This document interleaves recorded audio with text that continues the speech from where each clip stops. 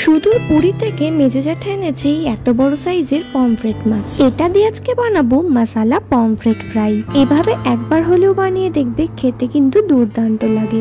এর জন্য প্রথমে মাছটাকে ভালো করে ধুয়ে নিয়ে নুন হলুদ মাখিয়ে রেখে দেব। এরপরে মাছের গায়ে এভাবে ছুরি দিয়ে কেটে নেব যাতে মশলাটা ঢুকতে পারে। এবারে রসুন, আদা, কাঁচা লঙ্কা, ধনেপাতা, লেবুর রস দিয়ে একটা পেস্ট বানিয়ে নিয়েছি। এবারে ওই পেস্টটার মধ্যে দেব 1.5 চামচ তন্দুরি মশলা, কাশ্মীরি লঙ্কা গুঁড়ো, বেসন আর সর্ষের তেল। পেস্টটাকে ভালো করে মাখিয়ে নিয়ে মাছটা দু পিঠে খুব ভালো করে মশলার মোটা করে লেয়ার দিয়ে নেব। এবারে গরম তেলে খুব সাবধানে মাছটা দু পিঠ লাল লাল করে ভেজে নিতে হবে। আমি এখানে ফ্লেমটা প্রথমে মিডিয়াম রেখে পরে লো করে ভেজেছি। এবারে উপর থেকে বিট নুন আর চাট মশলা ছড়িয়ে দিয়ে লেবু, পেঁয়াজ, টমেটো আর শসা দিয়ে সার্ভ করেছি। রেসিপিটা ট্রাই করে অবশ্যই জানাবে কেমন লাগলো তোমাদের। ভালো লাগলে সাবস্ক্রাইব করে দেবে আমাদের চ্যানেলটাকে।